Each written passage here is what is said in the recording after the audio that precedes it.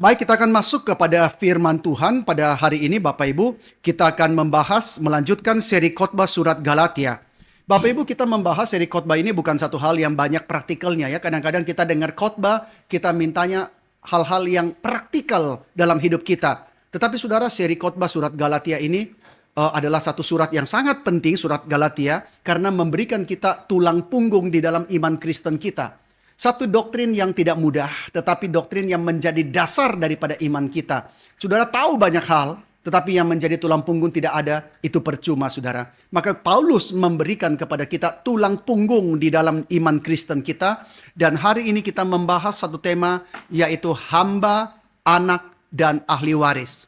Pada khotbah yang terdahulu, saya menutup dengan satu pernyataan dan juga satu pertanyaan. Kita ini adalah anak-anak Allah. Kita ini adalah ahli waris Allah. Tetapi pertanyaannya, sudahkah kita tahu? Sudahkah kita sadar hal itu? Dan sudahkah kita memanfaatkan hak istimewa itu? Sudahkah kita memanfaatkan warisan kita? Maka inilah yang menjadi tema Paulus di dalam bagian ini. Mari kita buka Alkitab kita membaca secara bertanggapan dari Galatia pasal yang keempat, ayat pertama sampai dengan ayat ke-7. Ayat pertama sampai dengan ayat ke-7. Saya membaca ayat yang pertama dari Galatia pasal keempat. Lalu Bapak Ibu saudara-saudari sekalian bersama dengan Singer membaca ayat yang kedua, ayat genap. Kita membaca sampai ayat ke-7 saja. Dengan judul tidak ada lagi perhambaan. Ayat pertama Galatia pasal 4. Yang dimaksud ialah selama seorang ahli waris belum akil balik, sedikit pun dia tidak berbeda dengan seorang hamba. Sungguh pun dia adalah tuan dari segala sesuatu. Tetapi ia berada di bawah perwalian dan pengawasan sampai pada saat yang telah ditentukan oleh Bapaknya. Demikian pula kita, selama kita belum akil balik, kita takluk juga kepada roh-roh dunia. Tetapi setelah genap waktunya, maka Allah mengutus anaknya yang lahir dari seorang perempuan dan takluk kepada hukum Taurat. Ia diutus untuk menebus mereka yang takluk kepada hukum Taurat, supaya kita diterima menjadi anak. Dan karena kamu adalah anak, maka Allah telah menyuruh roh anaknya ke dalam hati kita, yang berseru, Ya Aba, Ya Bapa. Bersama-sama ayat ke-7, 1, 2, 3. Jadi kamu bukan lagi hamba, melainkan anak. Jikalau kamu anak, maka kamu juga adalah ahli-ahli waris oleh Allah. Mari kita masuk dalam doa. Kami berdoa Tuhan dan kami mengucap syukur bahwa Tuhan terus memimpin kami dengan firman-Mu. Betapa mengenaskannya hidup kami ya Tuhan, jikalau kami berjalan di tengah-tengah segala kesibukan kami, di tengah-tengah bahkan segala kesuksesan, pencapaian, achievement kami, di tengah-tengah segala materi yang Tuhan berkati, tetapi kami tidak mengenal Engkau. Maka kami berdoa Tuhan, berikanlah kepada kami firman-Mu senantiasa, berikanlah kepada kami khotbah, bukan sesuatu hal yang hanya menyenangkan telinga kami, tetapi sesuatu hal yang bahkan Tuhan kerjakan untuk membentuk, membangun iman kami ya Tuhan. Supaya selama hidup yang sementara di tengah dunia ini, kami sungguh-sungguh menjadi wakil, menjadi image daripada Allah yang menyatakan hormat dan mulia Tuhan kami. Kami serahkan ya Tuhan untuk perenungan firman-Mu. Biarlah roh yang kudus memimpin kami, baik yang memberitakan maupun yang mendengarkan. Kami serahkan waktu ke depan, persiapkanlah hati kami untuk menerima firman-Mu. Dalam nama Tuhan Yesus, kami mau berdoa dan bersyukur. Amin. Apakah bedanya saudara hamba dengan anak? Ya, ini satu pertanyaan yang sangat mudah untuk dijawab ya. Apa beda daripada hamba dengan anak? Dan karena ini pertanyaan yang sederhana, maka Paulus mengambil analogi yang sederhana ini untuk Paulus menjelaskan perbedaan antara Taurat dan Injil. Nah, kita sudah membahas dalam khotbah-khotbah yang terdahulu bagaimana para penganut Yudaisme, nah ini adalah orang-orang Yahudi yang menjadi Kristen, tetapi mereka tetap mau berpegang kepada ajaran-ajaran Taurat, di mana mereka merasa, oke, Kristus itu bagus, tetapi Kristus saja tidak cukup, maka harus ditambah kepada ketaatan akan hukum Musa. Nah, banyak orang-orang Kristen ketika menjadi percaya, tidak rela melepaskan apa yang lama, merasa itu juga bagus kok. Maka kita jadi Kristen, tidak cukup Kristus saja. Maka di berbagai daerah kita mendapati ada yang namanya sinkretisme, ada yang namanya Kristen plus yang lain supaya lebih merasa mantap. Nah, saudara, orang-orang Yudaisme ini adalah orang-orang Yahudi yang menjadi Kristen tetapi merasa kita harus tetap menjalankan hukum Musa. Nah, mereka berusaha untuk membawa orang-orang Kristen di Galatia kembali kepada yang namanya legalisme. Legalisme yaitu ketaatan kepada hukum, mengutamakan perbuatan, kesalehan, dan itulah yang mereka coba bawa orang-orang Kristen Galatia kembali kepada situ. Salah satu tragedi daripada legalisme adalah dia kelihatannya seperti rohani yang sudah dewasa, tetapi kenyataannya dia membawa orang-orang percaya kembali kepada masa kanak-kanak yang kedua di dalam pengalaman Kristen. Nah, saudara, kita tertarik kepada legalisme. Orang yang menjalankan perbuatan yang saleh, kita akan sangat menyanjung. Kita akan mengatakan dia rohaninya dewasa. Nah, saudara ya, kadang-kadang begini, kita lebih menilai orang berdasarkan apa yang kelihatan dari luar, apa perbuatannya. Coba lihat tuh orang itu tuh. Dia tidak begadang, dia tidak mabuk, dia tidak begadang, dia tidak minum, dia tidak merokok. Ini orang yang rohaninya luar biasa. Nah, bukan berarti saya menganjurkan saudara mulai hari ini begadang, minum dan itu merokok ya. Tidak, saudara ya. Tapi kadang-kadang kita menilai rohani itu berdasarkan apa yang tampak di luar. Wah, ini orang luar biasa ya, dia menjadi hamba Tuhan. Ini orang luar biasa ya, dia pelayanannya hebat. Ini orang luar biasa ya, bagaimana dia memenuhi puasa sekian lama, dia bagaimana doa sekian lama. Dulu teman saya waktu saya bekerja 25 tahun yang lalu dia kasih brosur. Dia mengatakan, mesti datang dengar ini. Kenapa mesti datang dengar? Ini pendeta luar biasa. Oke, apanya yang luar biasa? Bayangkan dia berpuasa 40 hari, 40 malam. Oke, setelah itu dia masih bisa loncat-loncat. Saya pikir, apanya yang luar biasa? Tapi saudara sekalian, kita menilai kerohanian seseorang itu seringkali berdasarkan perbuatan kesalehan di depan mata. Nah, saudara sekalian, itulah tragedi daripada legalisme. Dia kelihatannya sebagai rohani yang dewasa, padahal kenyataannya dia membawa orang percaya kembali kepada masa kanak-kanak dalam pengalaman Kristennya. Jemaat Galatia tentu seperti orang-orang percaya yang lain. Mereka tentu ingin bertumbuh, ingin maju bagi Kristus. Mereka ingin maju, tetapi mereka melakukannya dengan cara yang salah. Motif mereka mungkin benar, tapi metode mereka salah. Saudara, inilah kebenaran yang Paulus coba sampaikan kepada orang-orang percaya di Galatia yang dia begitu mencintai mereka, dia begitu mengasihi mereka. Dia melihat bagaimana orang-orang kaum Yudaisme itu sudah menyihir mereka untuk berpikir bahwa hukum Taurat akan menjadikan mereka orang Kristen yang lebih baik. Nah, saudara ya, kadang-kadang kita berpikir bahwa yang menjadikan kita orang Kristen yang lebih baik ialah perbuatan-perbuatan kita, pelayanan-pelayanan kita. Itulah yang membuat kita menjadi orang Kristen yang lebih unggul. Nah, saudara sekalian, natur lama mereka tertarik kepada hukum Taurat. Karena apa, saudara? Karena hukum Taurat memampukan mereka untuk melakukan sesuatu, lalu mengukur hasil-hasil yang nampak di luar. Nah, ini hukum Taurat.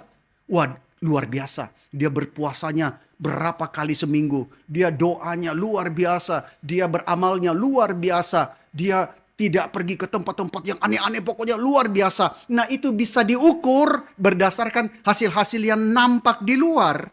Dan waktu mengukur diri dan pencapaian mereka, disitulah mereka merasa seperti telah menggenapi sesuatu. Nah, saudara, mereka merasa telah menggenapi sesuatu dan disitulah kemudian pasti ada sedikit yang namanya kebanggaan. Paling tidak sedikit lah. Mungkin banyak juga, saudara. Nah, mungkin kita berpikir jikalau kita boleh mencapai sesuatu yang kelihatan, kita menjadi orang Kristen yang lebih baik. Kita pikir bahwa kita sedang berjalan maju. Padahal sesungguhnya kita berjalan mundur, saudara. Nah, kita seringkali melihat ada gereja-gereja juga yang mengatakan bahwa engkau harus punya karunia ini, karunia itu. Barulah engkau orang yang penuh Roh Kudus. Kalau engkau belum bisa berbahasa yang lain, maka berarti engkau belum dewasa rohani. Engkau belum maju dalam imanmu. Nah, seringkali kita mengukur seperti itu. Lalu ketika kita sudah bisa, kemudian kita merasa sedikit atau banyak. Kita merasa bangga, saudara. Karena telah menggenapi sesuatu. Nah, saudara, dalam bagian ini Paulus mengambil beberapa pendekatan untuk meyakinkan jemaat Galatia bahwa mereka tidak butuh legalisme untuk menjalani kehidupan Kristen. Karena apa? Karena mereka sudah punya semua yang mereka butuhkan di dalam Yesus Kristus. Mereka sudah punya. Nah, di dalam 7 ayat yang kita baca ini, pertama-tama Paulus menjelaskan mengenai pengadopsian mereka, adopsi. Galatia pasal 4 ayat 1 sampai 7. Nah, Paulus mengambil analogi dari praktek hukum perwalian. Praktek hukum perwalian, jadi waktu kita baca Alkitab, alangkah baiknya ketika kita juga boleh mengerti konteks yang dibicarakan, konteks pada zaman itu. Nah, Paulus mengambil analogi dari praktek hukum perwalian. Seperti yang dijelaskan oleh seorang ahli perjanjian baru bernama Longnecker, saudara sekalian. Dia mengatakan demikian, gambaran yang Paulus buat dalam bagian ini, saudara ya, adalah tentang seorang anak laki-laki di rumah seorang kaya dan terpandang yang secara hukum dia adalah ahli waris. Dan dengan demikian dia adalah tuan muda, kurios, secara harafiah artinya tuan atau pemilik dari tanah milik keluarga. Tuan muda, pemilik dari tanah milik keluarga, tapi yang masih di bawah umur. Dalam bahasa Yunaninya nepios. Dan karenanya hidup di bawah aturan yang sangat mirip dengan seorang budak atau doulos, saudara sekalian. Nah, kita sering kali mendengar istilah adopsi. Dan ini satu istilah yang sangat penting di dalam order of salvation, saudara. Salah satu berkat terbesar dari menjadi orang Kristen itu apa? Nah, kita kadang-kadang berkatnya itu orang Kristen kepingin berkatnya itu terlalu remeh. Kita minta berkat-berkat yang memuaskan hasrat kita. Tapi itu terlalu remeh, saudara. Salah satu berkat terbesar dari menjadi orang Kristen itu adalah kita diadopsi oleh Allah. Kita diadopsi. Nah, di dalam Galatia pasal 4 ayat kelima dicatat, dia diutus untuk menebus mereka yang takluk kepada hukum Taurat, supaya kita diterima menjadi anak. Nah, di dalam bahasa Inggrisnya adalah to redeem those who were under the law, so that we might receive adoptions as sons. Jadi saudara, kalau bahasa Indonesianya kita diterima menjadi anak, dalam bahasa Inggrisnya sebenarnya lebih jelas bahwa kita menerima adopsi sebagai putra, sebagai anak. Lalu Efesus pasal pertama ayat kelima, dalam kasih dia telah menentukan kita dari semula oleh Yesus Kristus untuk menjadi anak-anaknya sesuai dengan kerelaan kehendaknya. Atau dalam Alkitab English Standard Version, He predestined us for adoption to Himself. Nah, saudara, tetapi kita harus perhatikan bahwa kita tidak masuk ke dalam keluarga Allah itu melalui adopsi seperti apa? Adopsi seperti misalnya seorang anak tunawisma, seorang anak gelandangan, anak jalanan, lalu diambil dari jalanan, kemudian masuk ke dalam keluarga yang begitu mengasihi dia. Bukan seperti itu ya. Jadi pengertian adopsi itu bukan bahwa kita itu anak jalanan, tidak punya rumah, tidak punya masa depan, tiba-tiba diambil, lalu ditaruh dalam satu keluarga yang mengasihi dia. Nah, saudara, sebab apa? Sebab satu-satunya cara untuk masuk ke dalam keluarga Allah adalah melalui, Yesus mengatakan kepada Nikodemus apa? Jika seseorang tidak dilahirkan kembali, dia tidak akan melihat kerajaan Allah. Maka satu-satunya cara kita menjadi bagian dari keluarga Allah adalah melalui kelahiran kembali, saudara sekalian. Kelahiran kembali. Kalau begitu, adopsi dalam pengertian apa? Bukan kita diambil dari jalanan, langsung dimasukkan ke dalam keluarga Allah. Karena apa? Karena kita harus mati sebagai manusia yang lama, lalu kemudian dilahirkan sebagai manusia yang baru. Kita bukan hanya berubah baju kita. Anak jalanan dimandikan, diberi makan, diberi pendidikan. Bukan. Tapi menjadi orang Kristen adalah kita dilahir barukan. Born again. Kita dilahirkan kembali, saudara sekalian.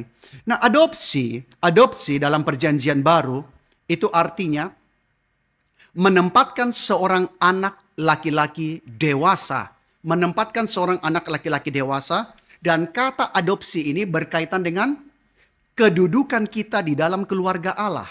Kedudukan kita di dalam keluarga Allah, kita bukan anak kecil, melainkan anak laki-laki dewasa yang memiliki semua hak istimewa sebagai seorang anak. Yang memiliki privilege itu sebagai seorang putra. Nah, saudara, banyak terjemahan daripada Perjanjian Baru yang tidak memperbedakan antara, kita lihat pada slide, antara anak-anak Allah atau di dalam bahasa aslinya nepios, children of God, dengan putra-putra Allah, huios, sons of God. Nah, waktu kita baca Alkitab mungkin terjemahannya saudara baca anak ya. Tapi waktu sekarang kita baca tentang anak, kita mesti memperbedakan antara children of God dengan sons of God. Kita ini adalah children of God, anak-anak Allah. Melalui apa? Melalui iman kepada Yesus Kristus, kita dilahirkan ke dalam keluarga Allah. Jadi melalui iman, melalui pekerjaan Roh Kudus, kita dilahirkan ke dalam keluarga Allah. Tetapi setiap anak Allah, nepios, dia secara otomatis ditempatkan dalam keluarga sebagai seorang putra, huios. Dan dia memiliki semua hak dan hak istimewa yang sah sebagai seorang putra, a son, saudara sekalian. Nah, ketika seorang berdosa percaya kepada Kristus dan diselamatkan, dia adalah bayi rohani yang perlu bertumbuh. Kita ketika jadi orang Kristen tidak langsung dewasa imannya. Kita adalah bayi rohani yang perlu susu. Bayi rohani yang perlu dirawat, diperhatikan, diberikan larangan-larangan. Nah, saudara, maka karena itu Alkitab mengatakan orang yang baru percaya jangan dipercayakan jabatan yang penting. Iyalah saudara, anak kecil kita tidak percayakan pegang tools yang berbahaya, yang penting saudara sekalian. Nah, ketika seorang berdosa percaya kepada Kristus dan diselamatkan, dia adalah bayi rohani yang perlu bertumbuh. Tetapi menyangkut posisinya, menyangkut statusnya, dia adalah seorang putra, a son, yang dapat menikmati kelimpahan bapaknya dan memperoleh semua hak istimewa yang luar biasa sebagai seorang anak. Nah, kita masuk ke dalam keluarga Allah melalui kelahiran kembali, tetapi kita menikmati menjadi bagian dari keluarga Allah melalui adopsi, saudara. Ayat ke-7 Galatia pasal 4 mengatakan jika dia anak, maka dia juga ahli waris oleh Allah melalui Kristus. Nah, di dalam pembahasan Paulus tentang adopsi, di situ dia mengingatkan pembacanya akan 3 fakta, saudara. Akan 3 fakta. Yang pertama, Paulus mengingatkan seperti apa engkau dulunya. Seperti apa kita dulunya. Kita ini adalah anak-anak di dalam perbudakan. Paulus mengatakan, anak-anak di dalam perbudakan. Itu ayat pertama sampai ayat ketiga. Nah, saudara, betapapun kayanya seorang ayah, anaknya yang masih di bawah umur belum bisa benar-benar menikmati kekayaan itu. Nah, ini sama ya dengan zaman kita sekarang ya. Papanya konglomerat pun, anak di bawah umur nggak bisa jual aset papanya. Dia nggak bisa mengendarai mobil papanya.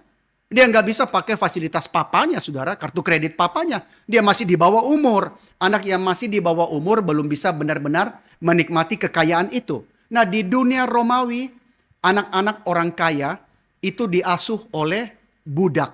Nah, ini bukan budak sembarangan ya, tentu ya. Maka siapapun ayahnya, anak itu tetap anak. Di bawah pengawasan daripada seorang hamba. Bahkan saudara, di dalam zaman Romawi, anak itu sendiri tidak jauh berbeda daripada hamba yang menjaganya. Hamba itu diperintah oleh tuan rumah dan anak itu diperintah oleh hamba itu, saudara. Nah, inilah yang Paulus maksud kondisi orang Yahudi di bawah hukum Taurat. Inilah kondisi orang Yahudi di bawah zaman hukum Taurat. Nah, di dalam khotbah yang terdahulu, kita membahas bagaimana hukum Taurat itu adalah wali, adalah penjaga, penuntun, paidagogos, yang mendisiplin bangsa itu dan mempersiapkan mereka untuk kedatangan daripada Yesus Kristus.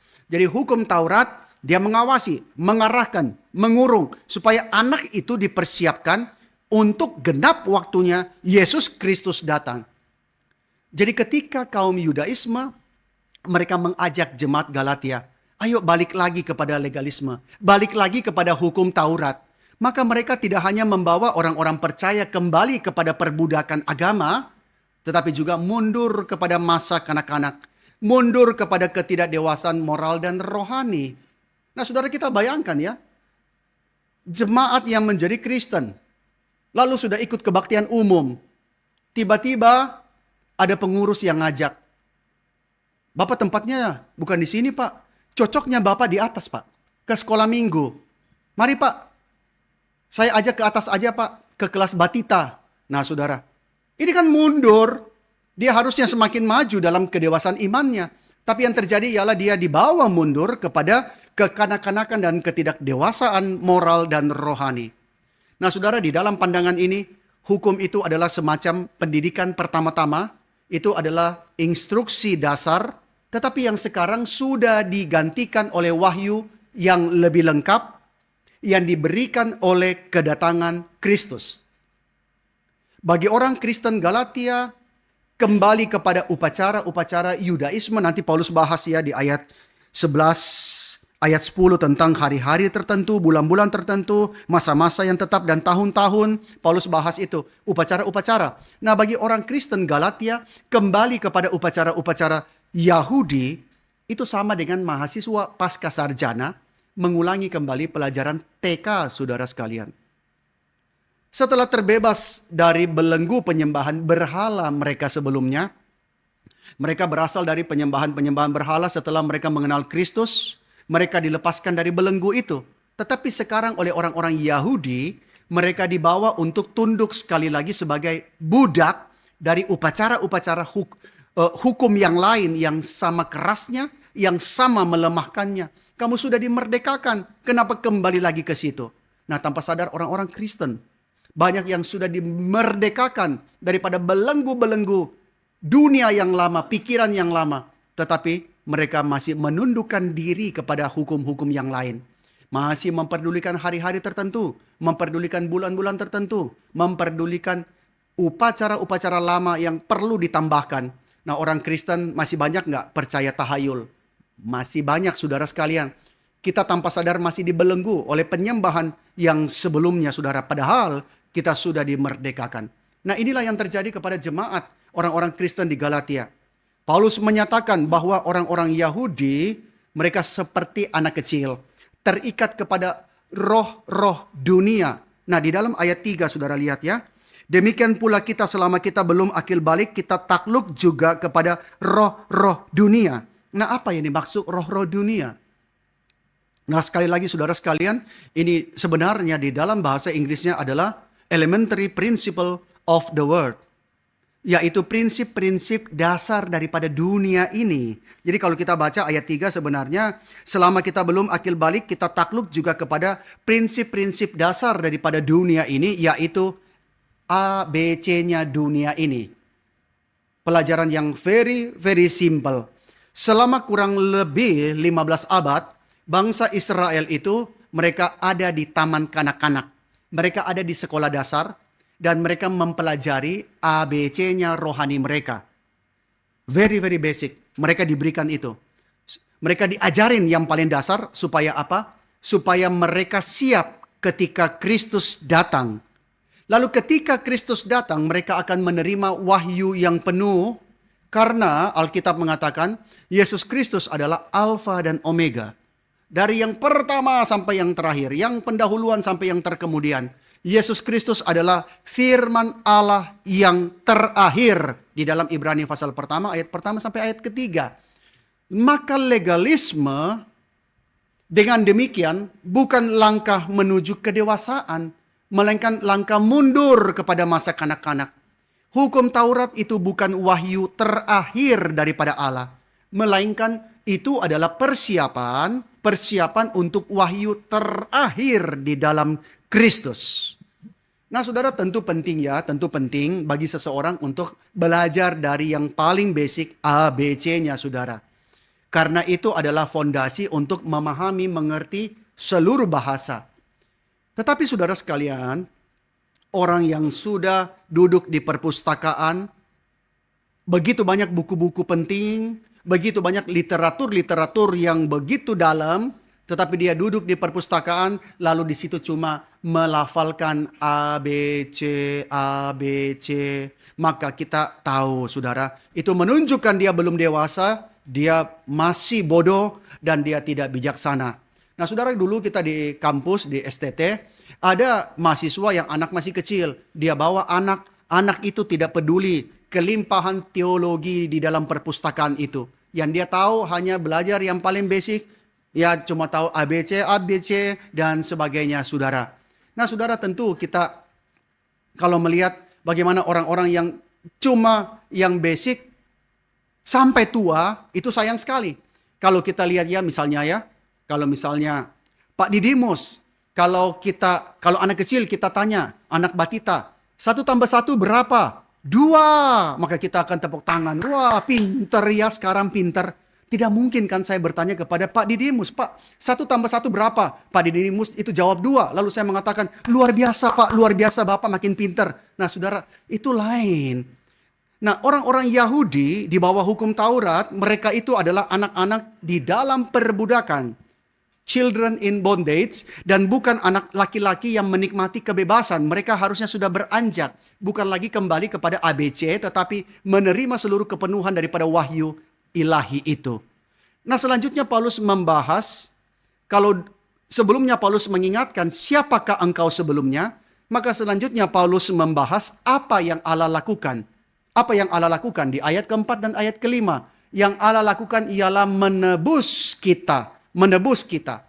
Nah, di dalam ayat 4, ungkapan setelah genap waktunya. Nah, itu hanya kita temukan di dalam tulisan-tulisan Paulus. Ini hanya di sini kita temukan setelah genap waktunya. Apa yang Paulus maksud dengan kegenapan waktu? Apa yang Paulus maksud? Ungkapan kegenapan waktu itu bicara merujuk kepada masa ketika apa?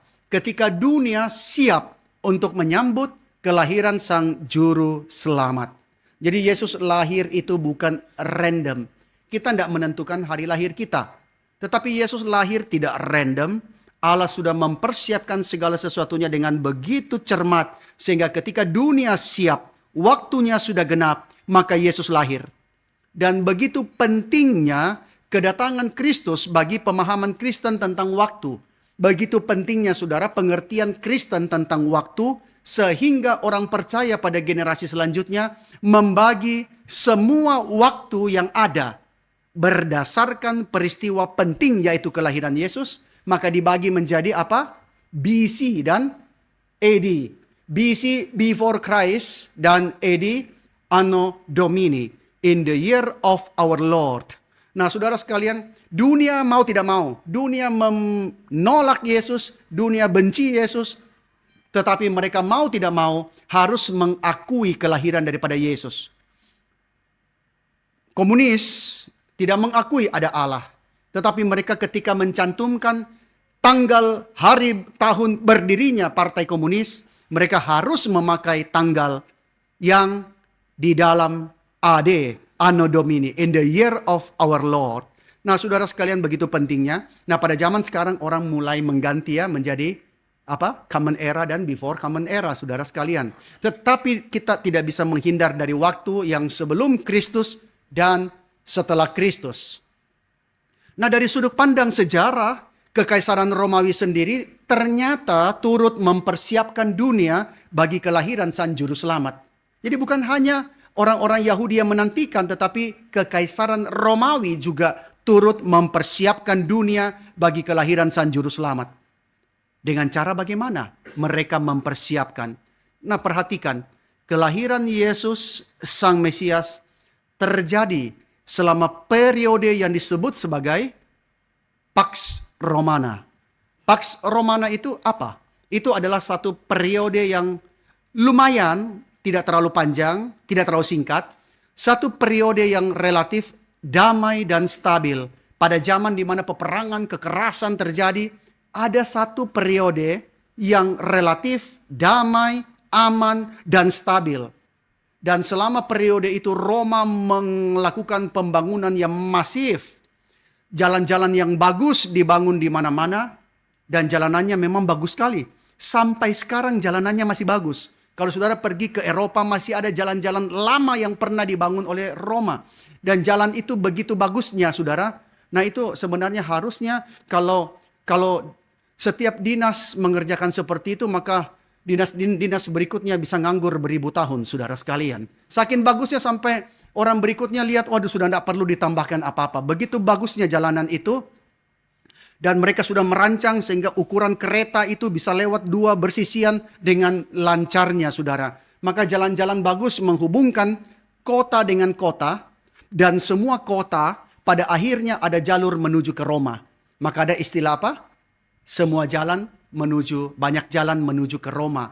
Karena begitu bagusnya sistem jalanan yang dibangun, sehingga semuanya terhubung dan kemudian menuju kepada Roma. Lalu juga dalam sisi hukum Romawi itu sangat kuat melindungi hak-hak warga negara. Nah ini tidak mudah ya. Kadang-kadang hak-hak warga negara itu tergantung siapa yang jalankan, tergantung minoritas atau tidak. Tetapi hukum Romawi melindungi. Maka Paulus bisa naik banding kepada kaisar. Dan tentara Romawi mereka menjaga perdamaian. Nah berkat penaklukan daripada Yunani sebelum Romawi, lalu Romawi, kita melihat ada bahasa yang dipakai bersama. Yaitu bahasa Latin dan bahasa Yunani itu dikenal di seluruh kekaisaran. Maka dengan adanya semua ini, dengan perkembangan bahasa yang sama, dengan munculnya peradaban kota, itu memungkinkan penyebaran Injil yang cepat. Maka pada abad-abad pertama kenapa Injil bisa menyebar dengan begitu cepatnya? Semua itu sudah Tuhan persiapkan sehingga genap waktunya Yesus lahir. Dan bukan itu saja. Para sejarawan memberitahu kita bahwa sebenarnya dunia Romawi pada saat itu, pada zaman Yesus lahir, sebenarnya mereka juga sedang menantikan sesuatu. Mereka menantikan apa? Mereka tidak tahu. Mereka hanya menantikan sang pembebas. Sebab apa? Sebab agama-agama lama di Romawi itu sedang sekarat. Filsafat-filsafat lama ternyata kosong dan tidak memiliki power untuk mengubah hidup manusia. Agama-agama baru yang misterius, yang aneh-aneh menyerbu kekaisaran Romawi. Maka terjadi kebangkrutan agama, terjadi kelaparan rohani di mana-mana. Secara ekonomi, makmur. Secara infrastruktur, maju. Tetapi ada kekosongan hati, kebangkrutan agama, ada kelaparan rohani terjadi di mana-mana. Maka inilah saat yang tepat, inilah waktu yang genap bagi kedatangan daripada Sang Anak Allah. Dan di dalam ayat 4, Paulus dengan begitu teliti menunjukkan dui natur daripada Yesus. Bahwa dia adalah Allah, sekaligus dia adalah manusia. Kalau saudara lihat ayat 4 mengatakan, tetapi setelah genap waktunya maka Allah mengutus anaknya yang lahir dari seorang perempuan. Ini dengan tajam Paulus memaparkan dui natur daripada Yesus. Sebagai Allah, Yesus datang. Sebagai Allah, Yesus diutus oleh Bapanya. Di dalam Yohanes pasal 16 ayat 28 Yesus mengatakan, aku datang dari Bapa dan aku datang ke dalam dunia. Sebagai Allah. Tetapi sebagai manusia, dia dilahirkan dari seorang perempuan. Ini menggenapi Injil yang pertama-tama proto-evangelium dalam Kejadian pasal 3 ayat 15. Yang mengatakan bahwa sang penebus akan berasal dari keturunan perempuan dan Yesus menggenapi janji itu. Nah, Paulus sudah memberitahu kita siapa yang datang, yaitu Sang Anak Allah. Paulus sudah memberitahu kita kapan dia datang, setelah genap waktunya. Dan Paulus memberitahu kita bagaimana dia datang, yaitu melalui dilahirkan dari seorang perempuan. Sekarang di dalam ayat berikutnya, Paulus memberitahu kita mengapa dia datang. Di dalam ayat kelima, kenapa Yesus datang?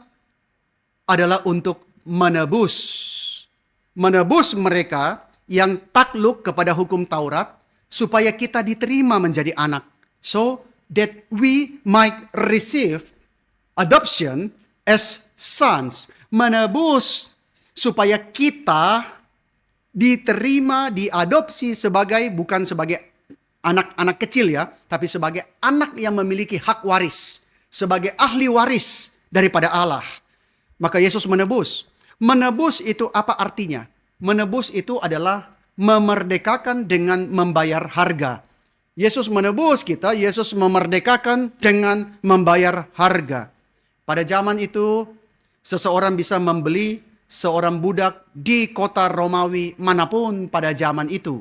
Saudara mau cari budak? Banyak. Sekarang kan nggak ada, saudara ya. Nggak ada pasar budak. Saudara misalnya tidak pergi ke pasar modern, lalu saudara lihat ada bagian khusus yang dipagari dan isinya manusia-manusia. Lalu saudara tanya, saya mau cari yang bisa nyetir. Oke.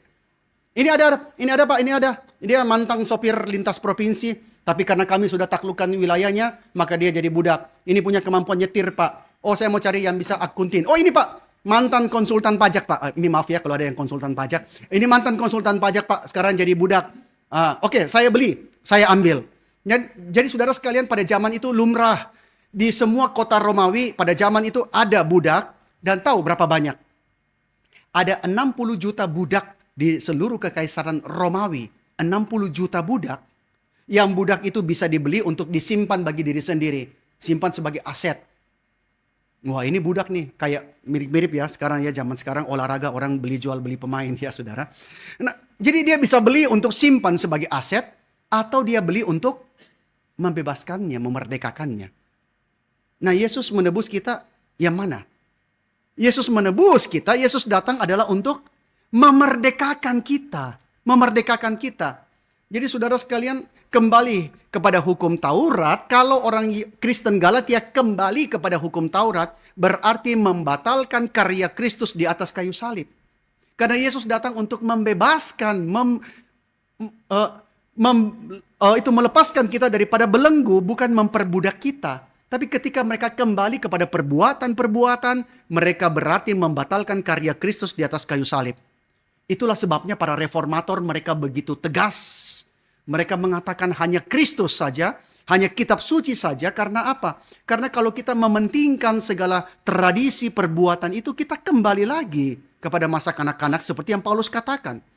Karena Yesus tidak membeli kita untuk menjadikan kita budak, tidak. Perhatikan ayat 5 itu. Yesus membeli kita supaya we might receive adoptions as sons, sebagai putra. Yesus menebus kita untuk menjadi seorang anak.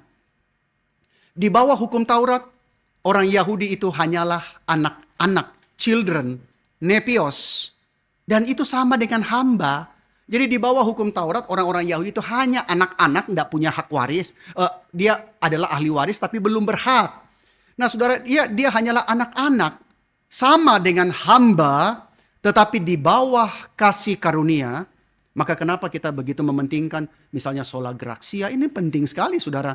Kita kadang-kadang tidak terlalu peduli dengan doktrin kita ya. Tetapi saudara sekalian, ini sangat menopang hidup kita sebagai orang-orang Kristen. Nah, tetapi di bawah kasih karunia, orang percaya itu adalah anak Allah dengan kedudukan dewasa di dalam keluarga Allah.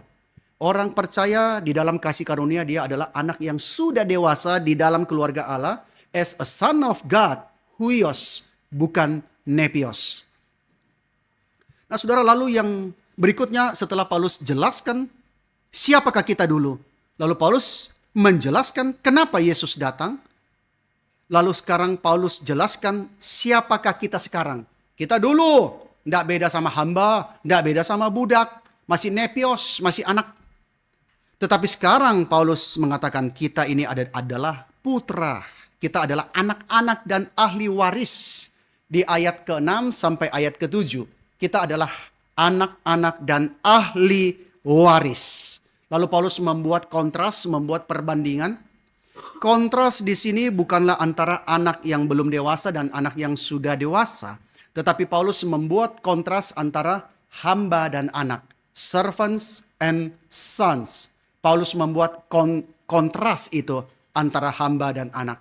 Nah saudara, sebenarnya kita kadang-kadang ya, orang-orang percaya kadang-kadang bertindaknya seperti anak yang hilang. Nah jemaat Galatia itu dia seperti anak yang hilang. Anak yang hilang itu dia sudah, kalau saudara buka Lukas 15, dia sudah menjual seluruh warisannya, seluruh hak miliknya. Lalu dia pergi berfoya-foya menghamburkan uangnya. Dan kemudian dia jatuh miskin dan tidak punya apa-apa. Tidak punya apa-apa, dia begitu merana. Lalu dia teringat rumah daripada bapaknya. Nah saudara, di dalam Lukas 15 pasal 17 sampai 19. Lalu anak itu menyadari keadaannya. Ayat 16 kan mencatat dia mau mengisi perutnya dengan ampas yang menjadi makanan babi. Tapi itu pun juga ampas yang jadi makanan babi tidak seorang pun yang memberikannya kepadanya. Lalu ayat 17 dia menyadari keadaannya. Katanya, betapa banyaknya orang upahan Bapakku, budaknya Bapakku, hambanya Bapakku yang berlimpah-limpah makanannya, tetapi aku di sini mati kelaparan. Lalu ayat 18 dia membuat komitmen. Dia mengatakan satu statement. Oke, aku akan bangkit dan pergi kepada Bapakku dan berkata kepadanya. Saudara perhatikan Lukas 15 ayat 18. Apa yang dia janji dia mau katakan kepada Bapa kalau pulang? Bapa, aku telah berdosa terhadap sorga dan terhadap Bapa. It's okay ya, maksudnya itu bagus ya pertobatannya. Ada pertobatan dia sadar dia sudah bersalah kepada Tuhan dan kepada manusia, kepada sorga dan kepada Bapanya. Tapi ayat 19. Aku tidak layak lagi disebutkan anak Bapa. Jadikanlah aku sebagai salah seorang upahan Bapakku. Dia tahu dia begitu najis, begitu hina. Dia tidak berani mengharapkan pulang boleh kembali menempati kamarnya. Dia tidak mengharapkan itu pulang boleh kembali menempati kursi di meja makan itu. Dia melihat dirinya sebagai bukan anak. Jadi hamba saja sudah syukur. Kalau Bapakku mau terima, bahkan jadi orang upahan, aku mau. Maka dia pulang. Tetapi ketika dia pulang, dia belum sempat bicara, papanya sudah berlari. Papanya peluk dia, papanya terima dia. Nah saudara, itulah gambaran daripada orang-orang percaya. Tetapi saudara, seperti anak yang hilang, jemaat Galatia ingin bapanya menerima mereka sebagai hamba. Padahal mereka itu sebenarnya adalah anak, sebagai anak-anak. Tapi mereka kepinginnya jadi hamba. Banyak orang Kristen juga kepinginnya balik lagi. Kalau aku melakukan ini baru Tuhan terima. Kalau aku gagal Tuhan tolak. Kalau aku berdosa lagi Tuhan buang. Aku tidak punya lagi keselamatan. Nah, kita selalu berpikir keselamatan kita bisa hilang karena apa? Karena kelemahan kita. Maka kita selalu berusaha mengejar perbuatan. Kita mengejar prestasi. Prestasi sebagai orang Kristen. Kita berapa lama sudah menjadi hamba Tuhan, berapa lama jadi pelayan, berapa lama jadi pengurus dan sebagainya. Dan kita merasa itu cukup untuk deal dengan Tuhan karena kita sudah menjadi seorang hamba yang baik. Tetapi saudara, padahal Paulus mengatakan bukan, engkau adalah seorang anak. Engkau seorang anak. Dan memperbandingkan hamba dengan anak itu mudah, saudara ya. Memperbandingkan, coba kita lihat. Anak itu memiliki kodrat atau natur yang sama dengan Bapa. Tetapi hamba tidak. Nah saudara, ketika kita percaya kepada Kristus, Roh Kudus datang kepada kita. Dan ini berarti kita boleh mengambil bagian di dalam kodrat ilahi, divine nature. Jadi saudara, Roh Kudus ketika kita diselamatkan, kita percaya kepada Kristus, Roh Kudus datang dan tinggal di dalam kita. Dan itu berarti kita bisa mengambil bagian di dalam kodrat ilahi, divine nature. Nah saudara, ini hal yang penting. Hukum Taurat tidak pernah bisa memberikan kodrat ilahi dalam diri seseorang. Hukum Taurat hanya bisa memberitahu orang itu bahwa engkau sangat membutuhkan. Engkau ada kebutuhan yang sangat mendesak sekali akan kodrat ilahi. Engkau perlu itu. Nah saudara, kalau kita tidak satu natur, bagaimana mungkin saudara kita boleh diselamatkan? Roh Kudus membawa kita dalam natur. Jadi bukan berarti saudara jadi Allah ya, bukan saudara ya. Tetapi saudara mengambil bagian dalam kodrat ilahi, di dalam divine nature. 2 Petrus pasal pertama ayat keempat. Tapi bukan berarti saudara jadi Allah. New Age mengajarkan saudara, New Age Move mengajarkan saudara itu Allah-Allah kecil. Maka saudara mau apapun bisa karena saudara Allah kecil. Tidak saudara ya. Kita itu bukan berarti menjadi Allah kecil. Tetapi kita mengambil bagian di dalam kodrat ilahi itu. Jadi ketika orang percaya kembali kepada hukum Taurat, dia menyangkal kodrat ilahi di dalam dirinya. Dan itu memberikan jalan, memberikan kesempatan kepada natur yang lama, memberikan jalan kepada kodrat yang lama, yaitu kedagingan kita untuk bekerja. Maka itulah yang pertama, anak memiliki natur yang sama dengan papanya, hamba tidak. Lalu yang kedua, anak, son, itu memiliki seorang bapa. Kalau tuan memiliki kalau hamba memiliki seorang tuan. Beda ya, anak memiliki seorang papa, hamba memiliki seorang tuan. Tidak ada hamba yang bisa mengatakan Bapa kepada tuannya.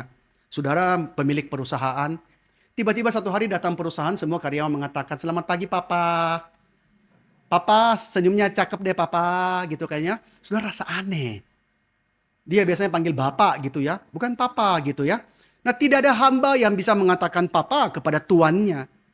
Ketika orang berdosa percaya kepada Kristus, dia menerima Roh Kudus di dalam hati. Dan roh itu memberitahu dia bahwa dia adalah anak Bapa. Roh Kudus memberitahu dia adalah anak Bapa. Maka ketika roh memasuki hati seorang percaya, roh berkata, Aba Bapa. Di dalam Galatia pasal 4 ayat 6. Dan karena kamu adalah anak, maka Allah menyuruh roh anaknya ke dalam hati kita. Yang berseru, ya Aba, ya Bapa. Lalu sebagai responnya, apa yang terjadi? Orang percaya juga berseru Aba Bapa. Di dalam Roma pasal 8 ayat 15. Sebab kamu tidak menerima roh perbudakan yang membuat kamu menjadi takut lagi. Tetapi kamu telah menerima roh yang menjadikan kamu anak Allah. Oleh roh itu kita bisa berseru ya Aba, ya Bapa. Saudara bayangkan betapa besar privilege yang kita miliki. Maka saudara jangan mengkerdilkan pekerjaan Roh Kudus. Kadang-kadang kita melihat Roh Kudus dipermainkan di atas mimbar. Dikerdilkan saudara. Padahal Roh Kudus itu membawa kita untuk boleh sama-sama berseru ya Aba, ya Bapa. Kata Aba di dalam kata bahasa Aram itu setara dengan kata Papa. Satu kata yang sangat indah saudara ya. Ketika seorang anak bisa memanggil Papa, itu satu relasi yang begitu intim, begitu dekatnya. Dan itu menunjukkan kedekatan seorang anak dengan bapaknya. Tidak ada hamba yang memiliki ini, tidak ada hamba yang memiliki ini. Maka saudara waktu doa ya, saudara harus menyadari betapa besar privilege saudara ketika bisa berdoa. Bapa kami yang di sorga. Saudara itu betapa indah, beautiful. Lalu yang berikutnya, anak taat karena kasih. Hamba taat karena takut. Hamba taat karena kalau aku nggak taat aku dipecat. Kalau aku nggak taat, aku melanggar, aku bisa dituntut. Maka hamba taat karena takut. Anak taat karena kasih. Nah, Roh Kudus bekerja di dalam hati orang percaya itu adalah untuk menghidupkan kasihnya kepada Allah. Ingat, buah roh dalam Galatia pasal 5 ayat 22. Kasih. Maka Roh Kudus bekerja dalam hati orang percaya untuk menghidupkan kasihnya kepada Allah. Ketika saudara menjadi Kristen, apakah saudara mengasihi Allah? Ataukah kita hanya menghindari neraka? Maka penginjilan pakai cara mengiming-imingi sorga, menakut-nakuti neraka, itu bukan penginjilan saudara. Roh Kudus bekerja dalam hati orang percaya menghidupkan kasihnya kepada Allah. Di dalam Roma pasal 5 ayat 5 mengatakan kasih Allah telah dicurahkan di dalam hati kita oleh Roh Kudus. Itulah yang Roh Kudus curahkan. Nah, orang-orang Yudais, kaum Yudais memberitahu jemaat Galatia bahwa mereka akan menjadi orang Kristen yang lebih baik dengan cara tunduk kepada hukum Taurat, dengan cara tunduk kepada perbuatan. Tetapi saudara sekalian, perhatikan, hukum Taurat tidak pernah dapat menghasilkan ketaatan, hanya ada ketakutan saudara. Agama-agama mengatakan engkau harus melakukan ini, kalau tidak Tuhan tidak terima kamu. Kamu akan ditolak Tuhan, kamu dibuang ke dalam neraka. Maka kita bukan mengasihi, tapi kita takut sehingga mengejar perbuatan. Padahal hanya kasih yang bisa melakukannya. Saudara ingat Yohanes 14 ayat 15, Yesus berkata, jikalau kamu mengasihi aku, kamu akan menuruti segala perintahku. Maka saudara sekalian itulah anak. Kita taat karena kita mengasihi, karena ada kasih. Lalu yang berikutnya, anak itu kaya, tetapi hambanya tidak, saudara. Hambanya itu tidak. Rumah sebesar apapun juga ada kolam renang. Bukan milik daripada hamba, tetapi milik daripada anak. Kita adalah anak dan ahli waris, saudara ya. Kita adalah anak dan ahli waris. Dan karena kita diadopsi, kita ditempatkan sebagai anak laki-laki dewasa di dalam sebuah keluarga, maka kita bisa mulai menikmati warisan kita sekarang juga. Saudara, sekarang juga. Jadi kita masuk ke dalam keluarga itu melalui kelahiran kembali. Tetapi ketika kita lahir baru, saat itu juga kita mengalami adopsi. Kita ditempatkan sebagai seorang putra yang memiliki hak istimewa atas warisan itu. Nah, warisan apa yang Allah sediakan bagi kita, saudara? Nah, kita lihat pada slide. Allah menyediakan kekayaan kasih karunia-Nya. Allah menyediakan kekayaan kemuliaan-Nya.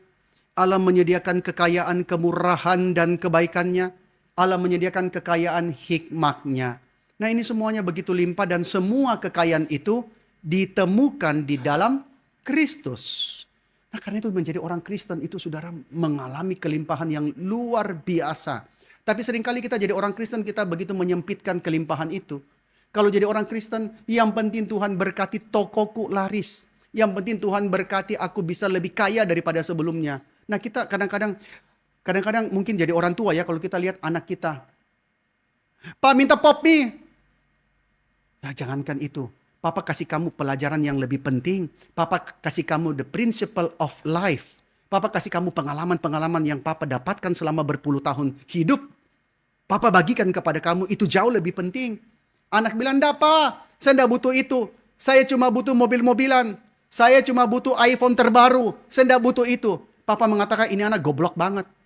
Papa bisa menjadi hari ini karena semua pengalaman Papa, karena semua karakter Papa, karena semua prinsip hidup yang Papa miliki, semua relasi koneksi Papa, itu yang Papa mau bagikan kepada kamu. Tapi anak bilang, enggak Pak, aku cuma mau iPhone. Nah, saudara bayangkan ya, kalau Allah lihat kita orang Kristen cuma minta materi, betapa kecewanya Allah. Karena kekayaan yang Allah janjikan itu adalah kekayaan kasih karunia-Nya, kekayaan kemuliaan-Nya, kekayaan kemurahan-Nya, kebaikan-Nya, dan kekayaan hikmat-Nya. Dan di dalam Kristus kamu sudah memiliki semuanya itu di dalam Kristus. Dan yang terakhir saudara sekalian, anak laki-laki itu dia memiliki masa depan. Hamba tidak, saudara ya. Meskipun saudara banyak tuan yang baik hati yang menyediakan kebutuhan budaknya di hari tua, dia rasa budaknya sudah baik sekali bekerja, dia sediakan kecukupan di hari tua, tapi itu tidak dituntut. Tidak ada perusahaan yang dituntut untuk memelihara karyawan sampai hari matinya dia. Meskipun ada pensiun ya, tapi tidak dituntut memperhatikan care. Perusahaan HRD kalau disuruh telepon, semua karyawan yang sudah resign, setiap hari telepon tanya kabar. Bagaimana Pak, hari ini sehat? Oh, hari ini susah, harga minyak naik. Oke Pak, jangan khawatir Pak, nanti kita kirimkan minyak gitu ya. Tidak ada rasanya saudara ya. Karena itu tidak dituntut daripada mereka. Tetapi seorang bapa, dia selalu menyediakan kebutuhan buat anaknya. Nah, ini bedanya antara hamba dengan anak. Nah saudara, apakah adopsi kita sudah final? Apakah adopsi kita sudah selesai? Di dalam satu nuansa, adopsi kita belum final, saudara ya. Karena apa? Karena kita sedang menantikan janji yang terakhir. Kita sedang menantikan kedatangan Kristus kali yang kedua. Kedatangan Kristus kembali dan penebusan daripada tubuh kita. Nah saudara, adopsi kita betul sudah menjadi ahli waris. Kita mewarisi kekayaan yang tadi itu. Kasih karunia, kemurahan, kebaikan Allah. Kita mewarisinya. Tetapi adopsi kita belum final.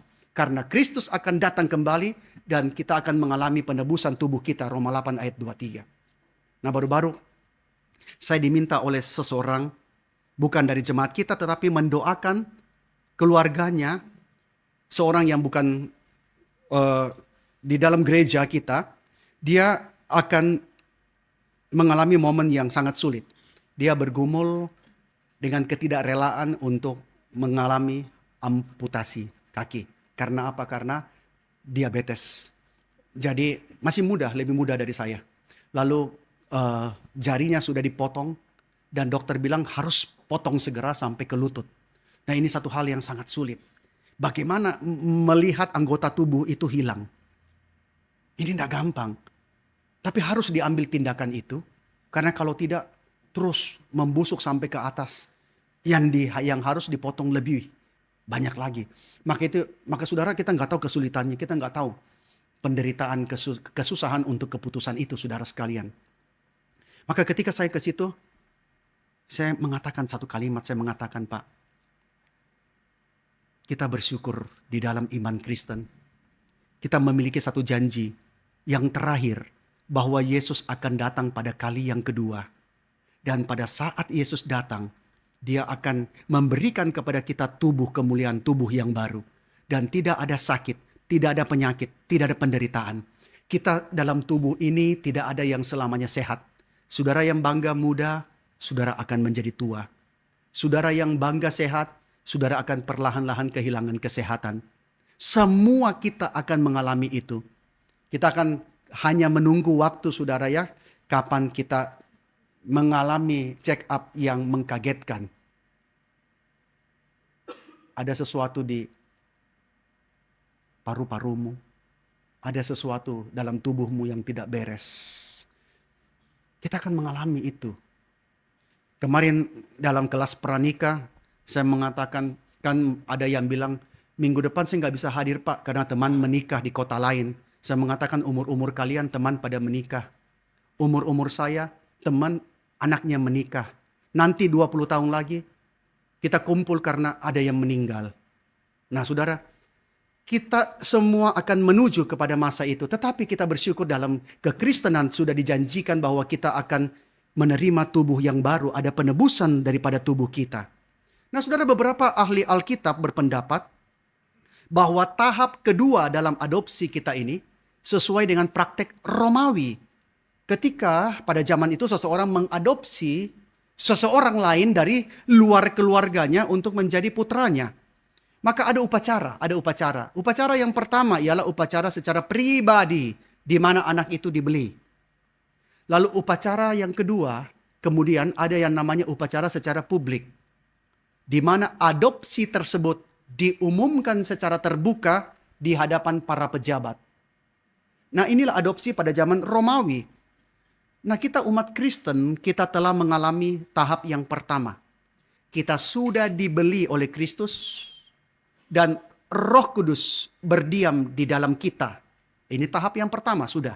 Nah kita sekarang sedang menantikan tahap yang kedua, yaitu deklarasi secara publik pada saat kedatangan Yesus kembali. Dan 1 Yohanes pasal 3 mengatakan kita akan menjadi sama seperti Dia. Kita akan menjadi sama seperti Dia. Nah saudara, ini keindahan yang luar biasa menjadi seorang Kristen. Bahwa kita itu adalah anak-anak dan ahli waris. Dan yang menyenangkan ialah bagian yang terbaik dari warisan kita itu masih akan datang saudara. Anak-anak senang ya, dikasih mainan. Oh tunggu nak ya, itu belum semua. Masih ada yang lebih bagus. Oh masa? Nah saudara, kita adalah anak-anak dan ahli waris. Tapi bagian yang terbaik dari warisan itu masih akan datang. Nah inilah status kita yang begitu penting. Inilah warisan kita yang sangat besar. Maka saudara jangan terlalu bertengkar karena hal-hal yang sepele. Jangan menghabiskan waktu hidup untuk hal-hal yang sekunder. Karena apa? Karena kita sendiri sudah memiliki status yang begitu berharga. Warisan kita sangat besar. Tapi orang-orang percaya di Galatia mereka tidak sadar. Mereka tidak sadar betapa mereka itu adalah ahli waris dan memiliki warisan tersebut. Mereka malah mundur, hidup seperti masa sebelum akil balik. Masa ketika mereka masih anak-anak, nepios, a child. Sama seperti sekarang, saudara sekalian, kita melihat banyak orang-orang Kristen yang mundur, yang hidup seperti itu. Bukan maju tapi mundur. Tidak sadar betapa limpahnya kekayaan yang dimiliki dalam Kristus sebagai a son of God, putra daripada Allah, yang berhak atas warisan itu. Nah kita sekali lagi melihat kekayaan apa yang kita miliki. Kita kembali kepada slide tadi. Jadi kepada kekayaan kasih karunia-Nya saudara. Kekayaan kemuliaannya, kekayaan kebaikannya, kekayaan hikmatnya. Dan semua kekayaan itu ditemukan dalam Kristus. Karena itu saudara, mari kita bersikap hidup dengan dignitas sebagai seorang ahli waris. Tidak lagi hidup dengan kesadaran sebagai seorang hamba. Tetapi hidup dengan harga diri, kehormatan, dignitas sebagai seorang ahli waris yang mewarisi seluruh daripada kekayaan Bapanya yang dipersiapkan di dalam Kristus. Nah saudara, seorang anak dari seorang papa yang sangat kaya, dia tidak peduli. Orang menghina dia tidak peduli. Orang merendahkan, bajumu jelek, dia tidak peduli. Dia jalan kaki, temannya lewat, Oh, kasihan jalan kaki. Dia tidak peduli karena dia tahu siapa papanya, saudara sekalian. Nah, kadang-kadang kita sebagai orang Kristen, kita tidak sadar siapa papa kita. Siapa bapa kita di sorga. Kita hidup seperti hamba. Kita meributkan hal-hal yang kecil. Kita mempertengkarkan hal-hal yang sekunder, saudara sekalian. Padahal kita adalah ahli waris di dalam keluarga Allah. Status yang begitu istimewa, jaminan yang begitu besar, yang telah kita miliki, dan yang masih akan, yang jauh lebih besar daripada itu, masih akan datang satu hari nanti. Mari kita berdoa. Tuhan Bapa di dalam surga, kami berdoa bersyukur. Dalam kemurahan-Mu Engkau telah menebus kami. Dalam kemurahan-Mu Engkau telah menyelamatkan kami daripada belenggu dosa melalui kelahiran kembali di dalam Kristus Yesus. Dan ketika kami dilahirkan kembali, Engkau menempatkan kami, mengadopsi kami sebagai seorang putra yang memiliki hak dan privilege yang istimewa itu untuk menjadi ahli waris dari seluruh kekayaan kelimpahan yang ada di dalam Kristus. Tuhan, ampuni kami kalau hidup kami seringkali tidak mencerminkan hal itu. Kalau kami hanya dipusingkan, difokuskan kepada hal-hal yang sekunder, lalu kami lupa. Tetapi Tuhan, arahkanlah mata kami kepada kekayaan kemuliaan-Mu Tuhan. Dan apa yang kami sudah terima dan akan kami terima. Status kami sebagai anak-anak Allah, Tuhan pimpin kami. Dan Tuhan tolong kami dalam kelemahan kami. Sebab di tengah-tengah hidup dalam dunia ini, masih sangat banyak hal yang bisa membawa kami melupakan status kami. Yang bisa menarik kami untuk menjadi seorang yang bersikap seperti hamba yang tidak tahu akan kekayaan kemuliaan Bapanya. Kami berdoa, Tuhan pimpin kami terus. Berikan kami dignitas sebagai seorang Kristen. Dalam nama Tuhan Yesus kami mau berdoa dan kami bersyukur. Amin.